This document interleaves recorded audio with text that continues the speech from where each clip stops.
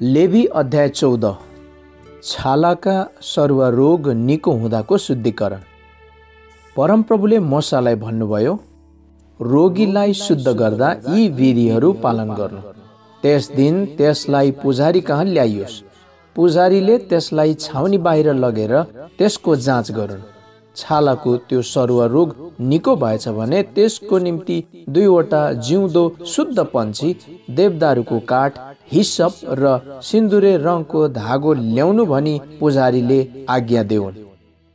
तब पुजारीले ती पन्छीहरूमध्ये एउटालाई माटोको भाँडामा भएको ताजा पानीमाथि मार्ने आज्ञा देऊन्। त्यो जिउँदो पन्छीलाई चाहिँ देवदारुको काठ, सिन्दुरे रङको धागो र हिस्सप समेत लिई त्यही माटोको भाँडामा भएको ताजा पानीमाथि मारिएको पन्छीको रगतमा तिनले चोपलुन्। सरुवा रोगबाट शुद्ध हुनुपर्ने माथि 7 पल्ट छर्केर तिनले त्यसलाई शुद्ध ठहर्याउन्। तब तिनले त्यो जिउँदो पन्छीलाई खुला मैदानमा छोडिदेऊन्। त्यो शुद्ध हुनुपर्ने चाहिँले आफ्ना लुगा धोस् र आफ्ना सबै केश खौरेर नुहाओस्, अनि त्यो शुद्ध हुनेछ। त्यसपछि त्यो छाउनी भित्र आओस्, तर 7 दिनसम्म आफ्नो पाल बाहिर नै त्यो बस्नुपर्छ। 7औं दिनमा त्यसले आफ्ना सबै केश, दारी र आँखी भुइँ अर्थात् आफ्ना सबै रौँ खौरोस्। त्यसले आफ्ना लुगा धोएर आफ्नो शरीर पानीले नुहाओस्, अनि त्यो शुद्ध हुनेछ। 8औं दिनमा त्यसले 2वटा निस्खोट भेडाका पाठा र 1 वर्षे एउटी निस्खोट पाठी र अन्नबलीको लागि तेलमा मुछेको 1.5 पाथी मसिनो पिठो र आधा माना तेल ल्याओस्। त्यो शुद्ध हुनुपर्ने मानिसलाई ती सामानहरू समेत भेट हुने पालको ढोकामा परमप्रभुको सामुन्ने शुद्ध ठहर्याउने पुजारीले प्रस्तुत गर्नेछन्। तब पुजारीले त्यो आधा मानाको तेल समेत भेडाका पाठाहरूमध्ये एउटा लिएर दोष बलि गरी चढाउन् र डोलाइने बलिको निम्ति ती परमप्रभुको सामु डोलाउन्। अनि त्यसले पाप बलि र होम बलि मारिने पवित्र ठाउँमा त्यो पाठो मारोस्, किनकि पाप बलि पुजारीको भएझै दोष बलि पनि त्यसैको हुन्छ। त्यो अति पवित्र हो। तब पुजारीले दोष बलिको केही रगत लिएर शुद्ध हुनुपर्नेको दाहिने कानको लोती, दाहिने हातको बुढी औँलो र दाहिने खुट्टाको बुढी औँलामा लगाइदेऊन्। फेरि पुजारीले आधा माना तेल लिएर आफ्नो देब्रे हातको हत्केलामा केही खन्याउन्। पुजारीले आफ्नो दाहिने हातको औँलो देब्रे हातमा रहेको तेलमा चोपलेर त्यसबाट केही लिएर आफ्नो औँलाले परमप्रभुको सामु 7 पल्ट छर्कुन्। अनि पुजारीले आफ्नो हातमा रहेको तेलबाट केही लिएर त्यो शुद्ध हुनुपर्नेको दाहिने कानको लोती, त्यसको दाहिने हातको बुढी औँलो र त्यसको दाहिने खुट्टाको बुढी औँलामा दोष बलिको रगतमाथि लगाइदेऊन्। पुजारीले आफ्नो हातमा रहेको बाँकी तेल त्यस शुद्ध हुनुपर्नेको टाउकोमा लगाइदेऊन्, अनि तिनले परमप्रभुको सामु त्यसको निम्ति प्रायश्चित गरून्। तब त्यो अशुद्धपनाबाट शुद्ध हुनुपर्ने कारणले पुजारीले पाप बलि चढाएर त्यसको निम्ति प्रायश्चित गरून्। त्यसपछि तिनले होम बलि मारुन्। पुजारीले होम बलि र अन्न बलि वेदीमा चढाउन् र त्यसको निम्ति प्रायश्चित गरून् र त्यो शुद्ध हुनेछ। तर त्यो दरिद्र छ र त्यति पनि पाउन सक्दैन भने त्यसले आफ्नो प्रायश्चितको निम्ति दोष बलिको लागि डोलाउनलाई भेडाको एउटा पाठो र अन्न बलिको लागि तेलमा मुछेको आधा पाथी मसिनो पिठो र आधा माना तेल र आफूले जस्तो पाउन सक्छ 2वटा ढुकुर कि 2वटा परेवाका बचेरा, एउटा पाप बलिको लागि र अर्को होम बलिको लागि ल्याओस्। 8औं दिनमा आफू शुद्ध हुनलाई त्यसले भेट हुने पालको ढोकामा परमप्रभुको सामुन्ने पुजारी कहाँ ती ल्याओस्। तब पुजारीले दोष बलिको पाठो र आधा माना तेल लिएर डोलाइने बलिको निम्ति परमप्रभुको सामु ती डोलाउन्। दोष बलिको पाठो मारेर पुजारीले बलिको रगतबाट केही लिएर त्यो शुद्ध हुनुपर्नेको दाहिने कानको लोती, दाहिने हातको बुढी औँलो र दाहिने खुट्टाको बुढी औँलामा लगाइदेऊन्। पुजारीले त्यस तेलबाट आफ्नो देब्रे हातको हत्केलामा केही खन्याउन् र आफ्नो दाहिने हातको औँलाले आफ्नो देब्रे हातमा भएको केही तेल परमप्रभुको सामु 7 पल्ट छर्कुन्। अनि पुजारीले आफ्नो हातमा भएको तेलबाट केही लिएर त्यो शुद्ध हुनुपर्नेको दाहिने कानको लोती, दाहिने हातको बुढी औँलो र दाहिने खुट्टाको बुढी औँलामा दोष बलिको रगत लगाएकै ठाउँमा लगाइदेऊ। अनि पुजारीले आफ्नो हातमा रहेको बाँकी तेल त्यस शुद्ध हुनुपर्नेका प्रायश्चितको निम्ति परमप्रभुको सामु त्यसको टाउकोमा लगाइदेऊ। त्यसपछि ढुकुर अथवा परेवाका बचेरा जे त्यसले पाउन सक्छ, एउटा पाप बलिको निम्ति अर्को होम बलिको निम्ति पुजारीले अन्न बलिको साथमा चढाऊ। यसरी पुजारीले त्यस शुद्ध हुनुपर्नेको निम्ति परमप्रभुको सामुन्ने प्रायश्चित गर्नेछन्। छालाको सरुवा रोग लागेर शुद्ध हुनलाई औकात नपुग्ने मानिसको निम्ति विधिहरू यिनै हुन्। ढुसीबाट शुद्धिकरण। परमप्रभुले मूसा र हारूनलाई भन्नुभयो, जब मैले तिमीहरूको अधिकारमा दिन लागेको कनान देशमा तिमीहरू पुगौला र तिमीहरूले अधिकारमा पाएको देशको कुनै घरमा फैलिने ढुसी मैले उत्पन्न गराएँ भने त्यस घरको धनी गएर मेरो घरमा ढुसी परे जस्तो लाग्छ भनी पुजारीलाई भनोस्। ढुसी जाँच गर्नुभन्दा अघि चिजबिज अशुद्ध नठहर्याउन् भनेर घर रित्तो पार्ने आदेश पुजारीले देऊन्। त्यसपछि पुजारी घर जाँच गर्न भित्र जाउन् अनि तिनले त्यो ढुसी जाँच गरून्।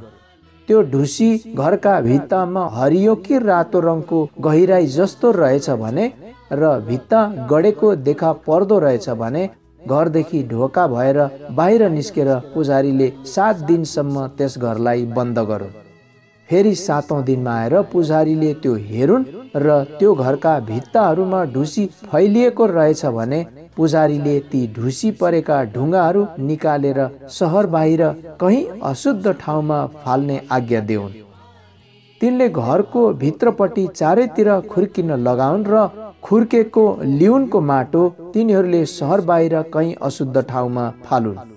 त्यसपछि तिनीहरूले अरू ढुङ्गा ल्याएर ती ढुङ्गाहरूका ठाउँमा लगाइदेऊन् अनि अर्को लिउन ल्याएर घर पोतिदेऊन्। ढुङ्गाहरू निकाली घर खुर्केर पोतिसकेपछि पनि त्यो ढुसी त्यस घरमा फेरि देखा पर्यो भने पुजारी गएर हेरुन्। त्यो ढुसी घरमा फैलिएको रहेछ भने त्यो खतरनाक ढुसी हो, त्यो घर अशुद्ध ठहर्नेछ।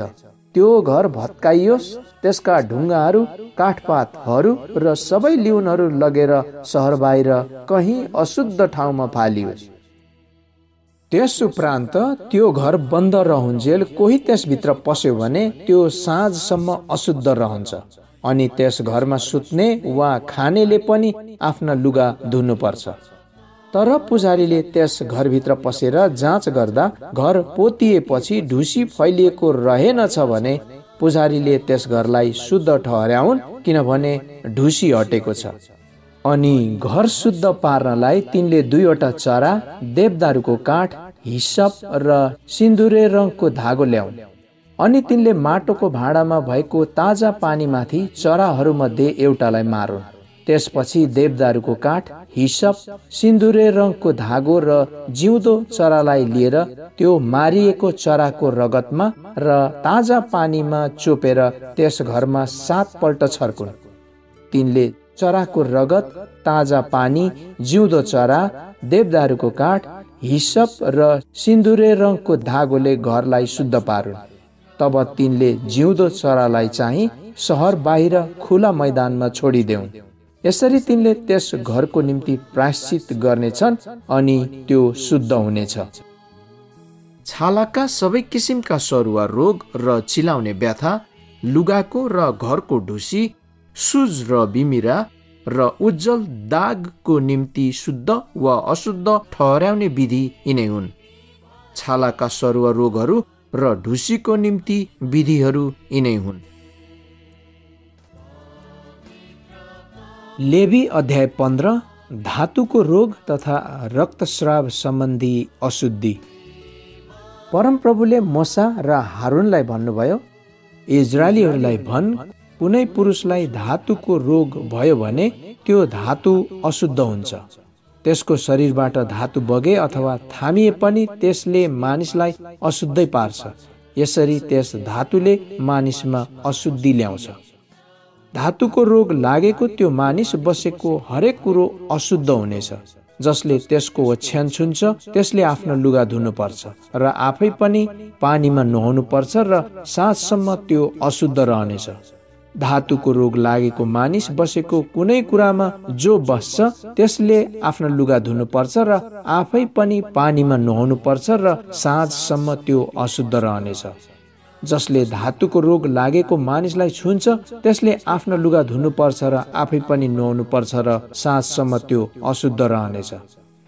त्यस रोगी मानिसले कुनै शुद्ध मानिसलाई थुक्यो भने त्यसले आफ्नो लुगा धुनुपर्छ र आफै पनि नुहाउनुपर्छ र साँझसम्म त्यो अशुद्ध रहनेछ। जुन काठीमा त्यो रोगी मानिस चढ्छ त्यो अशुद्ध हुनेछ। जसले त्यसको मुनि कुनै कुरा छुन्छ त्यो साँझसम्म अशुद्ध रहनेछ। जसले ती कुराहरू उठाउँछ त्यसले आफ्नो लुगा धुनुपर्छ र नुहाउनुपर्छ र साँझसम्म त्यो अशुद्ध रहनेछ। त्यस रोगी मानिसले आफ्ना हात पानीमा नपखालिकन कसैलाई छोयो भने त्यस व्यक्तिले आफ्नो लुगा धुनुपर्छ र पानीमा नुहाउनुपर्छ र साँझसम्म त्यो अशुद्ध रहनेछ। त्यस रोगी मानिसले कुनै माटोको भाँडा छोयो भने त्यो फोरियोस्, तर काठको हरेक भाँडा पानीले माझियोस्। त्यो मानिस जब आफ्नो रोगबाट निको हुन्छ तब त्यसले आफ्नो शुद्धिको लागि 7 दिन गनोस् र आफ्नो लुगा धोएर आफ्नो जिउ ताजा पानीले नुहाओस् अनि त्यो शुद्ध हुनेछ। 8औं दिनमा त्यसले 2वटा ढुकुर वा परेवाका 2वटा बचेरा लिएर भेट हुने पालको ढोकामा परमप्रभुको सामु ल्याओस् र पुजारीलाई ती देओस्। तब पुजारीले ती मध्ये एउटा पाप बलि र अर्को होम बलिको लागि चढाउन्। यसरी पुजारीले परमप्रभुको सामुन्ने त्यसका धातुको रोगको निम्ति प्रायश्चित गर्नेछन्। फेरि कुनै पुरुषको वीर्य त्यसबाट त्यसै निस्क्यो भने त्यसले आफ्नो जम्मै जिउ नुहाउनु पर्छ र साँझसम्म त्यो अशुद्ध रहनेछ। जुन लुगा वा छालामा त्यो वीर्य पर्ला त्यो पानीले धोइयोस् र साँझसम्म अशुद्ध होस्। कुनै पुरुषले स्त्रीसँग सहवास गर्दा वीर्य पर्यो भने ती दुवैले नुहाउनु पर्छ र साँझसम्म ती अशुद्ध रहनेछन्। कुनै स्त्रीको रगत निस्कन लाग्यो र त्यो रजस्वला हो भने उनका रजस्वलाको अशुद्धि 7 दिनसम्म रहन्छ। जसले उनलाई छुन्छ त्यो साँझसम्म अशुद्ध रहनेछ। त्यसको रजस्वलाका दिनसम्म जे कुरामा त्यो सुत्छे ती अशुद्ध हुनेछन् अनि जे कुरामा त्यो बस्छे ती पनि अशुद्ध हुनेछन्। जसले त्यसको ओछ्यान छुन्छ त्यसले आफ्नो लुगा धुनुपर्छ र आफू पनि नुहाउनु पर्छ र साँझसम्म त्यो अशुद्ध रहनेछ। जसले त्यो बसेको कुनै कुरा छुन्छ त्यसले आफ्नो लुगा धुनुपर्छ र आफै पनि नुहाउनु पर्छ र साँझसम्म त्यो अशुद्ध रहनेछ। चाहे ओछ्यान होस् वा त्यो बसेको कुनै कुरा होस्, कसैले छोयो भने त्यो साँझसम्म अशुद्ध रहनेछ। कुनै पुरुष उनीसँग सुत्यो र उनको अशुद्ध कुरो त्यसलाई लाग्यो भने त्यो 7 दिनसम्म अशुद्ध रहनेछ र त्यो सुतेको कुनै पनि ओछ्यान अशुद्ध हुनेछ। कुनै स्त्रीका रजस्वलाको समयमा बाहेक धेरै दिनसम्म रगत बग्यो अथवा आफ्नो रजस्वलाको समयभन्दा बढी दिन रगत बग्यो भने रगत बगुन्जेल तिनी अशुद्ध रहनेछे। रजस्वलाका दिनहरूमा जस्तै तिनी अशुद्ध हुन्छे। तिनको रगत बगेका सबै दिन तिनी सुतेको कुनै ओछ्यान रजस्वलाका बेलाको ओछ्यान जस्तै ठहरियोस्। जुन कुरामा तिनी बस्छे ती पनि रजस्वलाकै दिन जस्तै अशुद्ध रहन्। ती कुराहरू छुने अशुद्ध हुनेछ। तिनले आफ्ना लुगा फाटा धुनुपर्छ र आफू पनि नुहाउनु पर्छ र साँझसम्मै तिनी अशुद्ध रहनेछिन्। तिनको रजस्वला बन्द भएपछि तिनले 7 दिन गनोस् र त्यसपछि तिनी शुद्ध हुनेछ। 8औं दिनमा तिनले आफूसँग 2वटा ढुकुर वा परेवाका 2वटा बचेरा लिएर भेट हुने पालको ढोकामा पुजारी कहाँ ल्याओस्। तब पुजारीले एउटा चाहिँ पाप बलिको निम्ति र अर्को चाहिँ होम बलिको निम्ति चढाउन्। यसरी पुजारीले तिनको बगेको रगतको अशुद्धिको निम्ति परमप्रभुको सामुन्ने प्रायश्चित गर्नेछन्। यसरी तिमीहरूले इजरायलीहरूलाई अशुद्ध पार्ने कुराबाट अलग्गै राख, नत्र त तिनीहरूका बीचमा रहेको मेरो वासस्थान तिनीहरूले दूषित पार्दा तिनीहरू आफ्नो अशुद्धिमा मर्लान्। जसलाई धातुको रोग छ र जसको वीर्य पतन हुन्छ र त्यसदेखि अशुद्ध भएको छ, अनि रजस्वला हुने स्त्री, धातुको रोग लागेको पुरुष वा स्त्री अनि अशुद्ध भएकीसँग सहवास गर्ने पुरुष, ती सबै विषयका विधिहरू यिनै हुन्। लेवी अध्याय 16 प्रायश्चितको दिनको विधि विधान। हारूनका 2 छोराहरू परमप्रभुको नजिक गएर मरेपछि परमप्रभुले मोसासित कुरा गर्नुभयो। परमप्रभुले मोसालाई भन्नुभयो, तेरो दाजु हारूनलाई सन्दुकमाथि भएको कृपा आसनको सामुन्ने पर्दाभित्र महापवित्र स्थानमा मन परी नाओस् भन्, नत्र त त्यो मर्ला, किनभने म कृपा आसनमाथि बादलमा देखा पर्छु। हारून पवित्र स्थानमा यसरी बस्नुपर्छ। त्यो पाप बलिको निम्ति एउटा साँढे र होम बलिको निम्ति एउटा भेडा लिएर आओस्। सुती कपडाको पवित्र लबेदा, सुती कपडाको भित्री वस्त्र, सुती कपडाको पटुका र सुती कपडाको फेटा पहिरेर आओस्। ती पवित्र लुगा हुन्। यसकारण त्यसले पानीमा नुहाएर मात्र ती लगाओस्। त्यसले इजरायलीहरूको समुदायबाट पाप बलिको निम्ति 2वटा बोका र होम बलिको निम्ति एउटा भेडा ल्याओस्। त्यसपछि हारूनले आफ्नो पाप बलिको निम्ति साँढे चढाओस् र आफ्नो घरनाको निम्ति प्रायश्चित गरोस्। तब त्यसले ती दुवै बोकाहरू लिएर भेट हुने पालको ढोकामा परमप्रभुको सामु राखिदियोस्। त्यसपछि हारूनले दुवै बोकामा चिट्ठा हालोस्, एउटा परमप्रभुको निम्ति र अर्को चाहिँ छाडा छोडिने बोकाको निम्ति। चिट्ठामा परमप्रभुको भागमा परेको बोका चाहिँ हारूनले नजिक ल्याएर पाप बलिको निम्ति त्यो चढाओस्। तर चिट्ठामा छाडा छोडिने बोकाको भागमा परेको बोका चाहिँ जिउँदै परमप्रभुको सामुन्ने ल्याइयोस् र त्यसपछि त्यो प्रायश्चित गर्नलाई छाडा हुन उजाड स्थानमा पठाइयोस्। हारूनले आफ्नो पाप बलिको साँढे ल्याओस् अनि आफ्नो घरानाको निम्ति प्रायश्चित गरोस्। त्यसले आफ्नो पाप बलिको निम्ति साँढे मारोस्। त्यसले परमप्रभुको सामुन्नेको वेदीबाट आगोका फिलिङ्गहरूले भरिएको धुपौरो र मसिनो गरी कुटेको सुगन्धित धुप मुठ्ठीभरि लिएर पर्दाभित्र ल्याओस्। त्यसले परमप्रभुको सामुन्नेको आगोमा धुप हालोस् र धुपको धुवाले गवाहीको सन्दुकमाथि भएको कृपा आसनलाई छोपोस्, नत्र त त्यो मर्नेछ। त्यसपछि त्यसले साँढेको रगतबाट केही लिएर आफ्नो औलाले कृपा आसनमाथि छर्कोस् अनि कृपा आसनको सामुन्ने आफ्नो औलाले त्यो रगत 7 पल्ट छर्कोस्। तब त्यसले मानिसहरूका निम्ति पाप बलिको बोका मारोस् र त्यसको रगत पर्दाभित्र ल्याएर साँढेको रगत जस्तै कृपा आसनमाथि र कृपा आसनको सामुन्ने छर्कोस्। यसरी इजरायलीहरूका अशुद्धि, अपराध र तिनीहरूका जम्मै पापको कारणले महापवित्र स्थानका निम्ति त्यसले प्रायश्चित गरोस्। तिनीहरूका अशुद्धिको बीचमा भएको भेट हुने पालको निम्ति पनि त्यसले त्यसै गरोस्। जब हारून प्रायश्चित गर्नलाई महापवित्र स्थानमा पस्छ, त्यसले आफ्नो निम्ति, आफ्नो घरनाको निम्ति र इजरायलको जम्मै समुदायको निम्ति प्रायश्चित गरेर नफर्कुन्जेल भेट हुने पालमा कुनै मानिस पनि नरहोस्। तब त्यसले बाहिर वेदीमा गएर परमप्रभुको सामुन्ने त्यसको निम्ति प्रायश्चित गरोस् अनि साँढे र बोकाको रगतबाट केही लिएर वेदीका चारैतिरका सिङहरूमा लगाओस्। रगतबाट आफ्नो औलाले 7 पल्ट त्यसमाथि छर्केर इजरायलीहरूको अशुद्धिबाट वेदीलाई शुद्ध र पवित्र गरोस्। जब हारूनले महापवित्र स्थान, भेट हुने पाल र वेदीको निम्ति प्रायश्चित गरिसकेको छ, तब त्यसले जिउँदो बोका चाहिँ ल्याओस् अनि हारूनले आफ्नो दुवै हात जिउँदो बोकाको टाउकोमा राखोस् र इजरायलीहरूका सारा अधर्म, अपराध र पाप स्वीकार गरेर बोकाको टाउकोमाथि राखिदेओस्।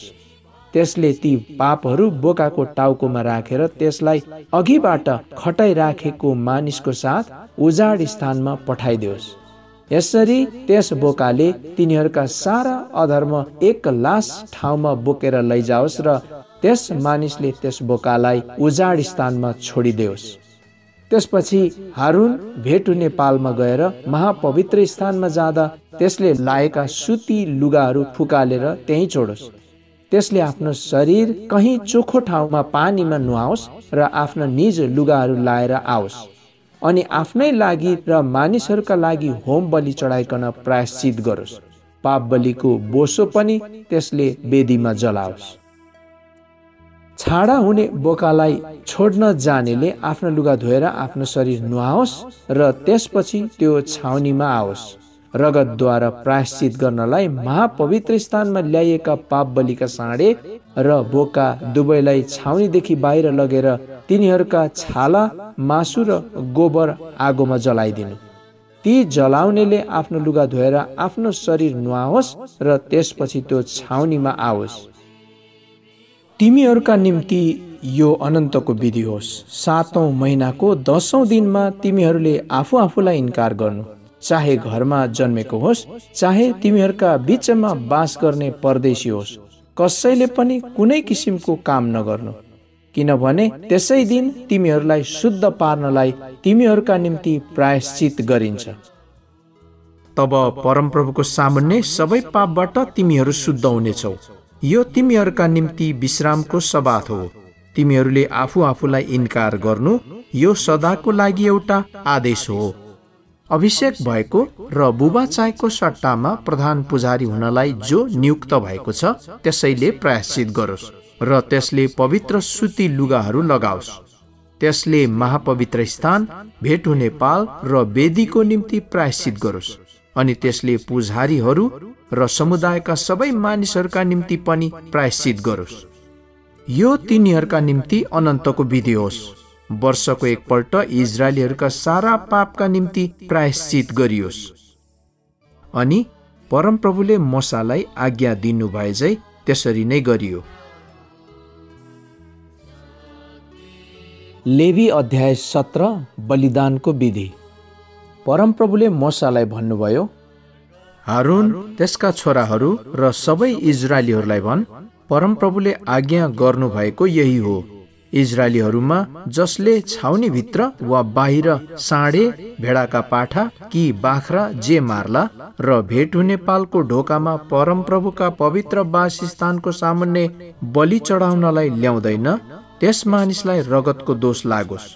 त्यसले रगत बगाएको छ, त्यो आफ्ना मानिसहरूबाट बहिष्कृत होस्।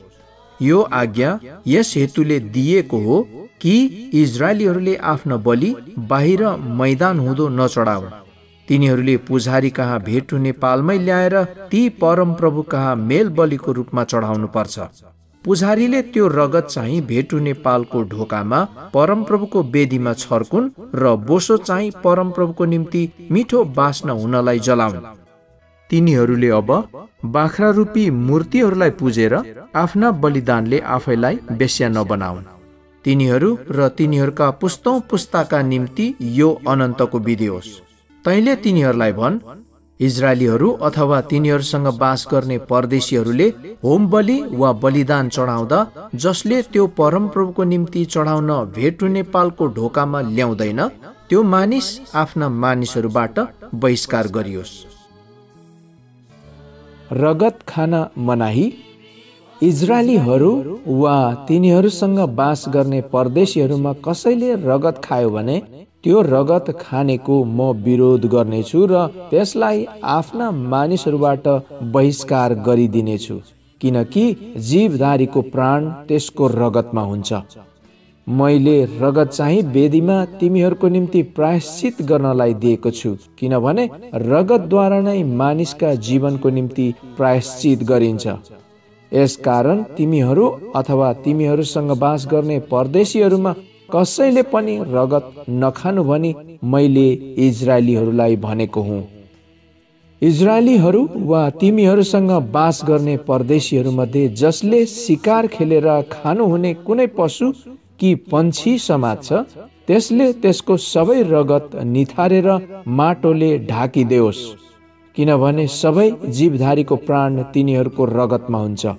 यसै कारण मैले इजरायलीहरूलाई भनेको छु, कुनै जीवधारीको रगत तिमीहरूले नखानु, किनभने सबै जीवधारीको प्राण तिनीहरूको रगतमा हुन्छ। त्यो खाने जोसुकै पनि बहिष्कार गरिनेछ।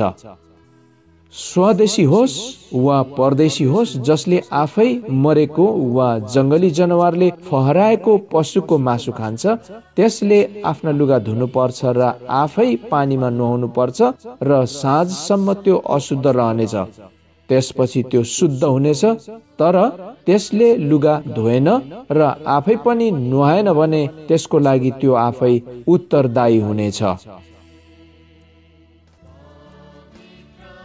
लेवी अध्याय 18 यौन क्रिया सम्बन्धी विधिहरू। परमप्रभुले मोसालाई भन्नुभयो, इजरायलीहरूलाई भन्, म परमप्रभु तिमीहरूका परमेश्वर हुँ। तिमीहरूले प्रवास गरेको मिश्रीका रीतिथिति नमान्नु। अनि अब म तिमीहरूलाई कनान देशमा लैजाँदैछु, यसकारण त्यहाँका रीतिथिति र विधिहरू पनि नमान्नु। तिमीहरूले मेरा विधान र विधिहरू पालन गरेर त्यस अनुसार चल्नुपर्छ। म परमप्रभु तिमीहरूका परमेश्वर हुँ। तिमीहरूले मेरा यी विधि विधानहरू पालन गर्नु, किनभने ती पालन गर्ने मानिस तीद्वारा जीवित रहनेछ। म परमप्रभु हुँ। तिमीहरूमध्ये कसैले पनि आफ्नो नजिकको साइनो पर्नेसित सहवास नगरोस्। म परमप्रभु हुँ। तेरी आमासित सहवास गरेर आफ्ना बुबालाई शर्ममा नपार, त्यो तेरी आमा हो, त्यससित तैँले सहवास नगर। तैँले आफ्ना बुबाकी पत्नीसित सहवास नगर, त्यसो गर्नाले तैँले आफ्ना बुबाको अपमान गर्छस्। तैँले आफ्नी साखै दिदी बहिनी अथवा आफ्ना आमा वा बुबापट्टिकी झट्केली छोरीसित सहवास नगर, त्यो आफ्नै घरमा होस् कि बाहिर जन्मेर बढेकी होस्। आफ्नो छोरापट्टिकी होस् कि छोरीपट्टिकी होस्, तैँले आफ्नी नातिनीसित सहवास नगर, त्यसबाट तैँले आफ्नै अपमान गर्नेछस्। तैँले आफ्नी सौतेनी आमापट्टिकी छोरीसित सहवास नगर, त्यो तेरी बहिनी हो। तैँले आफ्नी फुपूसित सहवास नगर, त्यो तेरा बुबाकी नजिककी नातेदार हो। तैँले आफ्नी आमाकी दिदी बहिनीसित सहवास नगर, त्यो तेरी आमाकी नजिककी नातेदार हो। तैँले तेरी बडी आमा कि काकीसित सहवास गरेर आफ्ना बुबाका दाजुभाइको अपमान नगर, त्यो तेरी बडी आमा अथवा काकी हो। तैँले आफ्नी बुहारीसित सहवास नगर, त्यो तेरो छोराको पत्नी हो, तैँले त्यससित सहवास नगर। तैँले आफ्नी भाउजू वा भाइ बुहारीसित सहवास गरेर आफ्नो दाजुभाइको अपमान नगर। कुनै स्त्री र त्यसकी छोरी दुवैसित तैँले सहवास नगर, अनि त्यसको छोरा अथवा छोरीपट्टिकी नातिनीसित पनि सहवास नगर। तिनीहरू नजिकका नातेदार हुन्, त्यसो गर्नु दुष्टता हो। तैँले आफ्नी पत्नीकै जीवनकालमा त्यसकी दिदी वा बहिनीलाई सौता ल्याएर सहवास नगर। कुनै स्त्रीका रजस्वलाको समयमा त्यससित सहवास नगर। तैँले परस्त्रीसित सहवास नगर, त्यसरी तैँले आफूलाई अशुद्ध नपार। आफ्ना छोराछोरी मोलखको निम्ति आगोमा चढाएर आफ्ना परमेश्वरको नाउँ अपवित्र नपार। म नै परमप्रभु हुँ। स्त्रीहरूसँग झैं पुरुषसँग सम्भोग नगर, त्यो घृणित कार्य हो। कुनै पशु प्राणीसित सम्भोग गरेर तैँले आफूलाई अशुद्ध नगर। स्त्री पनि सम्भोग गर्नलाई पशु प्राणीसित नसुतोस्, त्यो अस्वाभाविक दुराचरण हो। यस्ता सबै कामहरूद्वारा तिमीहरू आफैलाई अशुद्ध नपार। म तिमीहरूका सामुन्नेबाट जुन जातिहरूलाई निकाल्दैछु, तिनीहरू यी सबै कुरामा नै अशुद्ध भएका छन्। त्यसरी नै त्यो देश अशुद्ध भएको हो। अनि मैले त्यसमाथि त्यसका अधर्मको दण्ड उठाएँ र देशले आफ्ना बासिन्दाहरूलाई उकेलेर फ्याँकिदियो। तर चाहे स्वदेशी होस्, चाहे तिमीहरूका बिचमा प्रवास गर्ने परदेशी होस्, तिमीहरूले मेरा विधि विधानहरू पालन गर्नु र यस्ता घिनलाग्दा कामहरू नगर्नु, किनभने यस्तै सबै घिनलाग्दा कामहरू त्यस देशका पूर्व बासिन्दाहरूले गरे र त्यो देश अशुद्ध भयो। मेरा विधि विधान पालन नगरेर यदि तिमीहरूले त्यस देशलाई अशुद्ध पार्यो भने त्यसका पूर्व बासिन्दालाई चाहिँ तिमीहरूलाई पनि त्यसले उकेलेर फ्याँकिदिनेछ। कसैले यी मध्ये कुनै घृणित काम गर्यो भने त्यो आफ्ना मानिसहरूबाट बहिष्कार गरियोस्। यसकारण अघिकाहरूले गरिआएका घृणित काम तिमीहरूले चाहिँ नगर्नु र आफैलाई अशुद्ध नगर्नु भनी मैले दिएका आदेश पालन गर। म परमप्रभु तिमीहरूका परमेश्वर हुँ।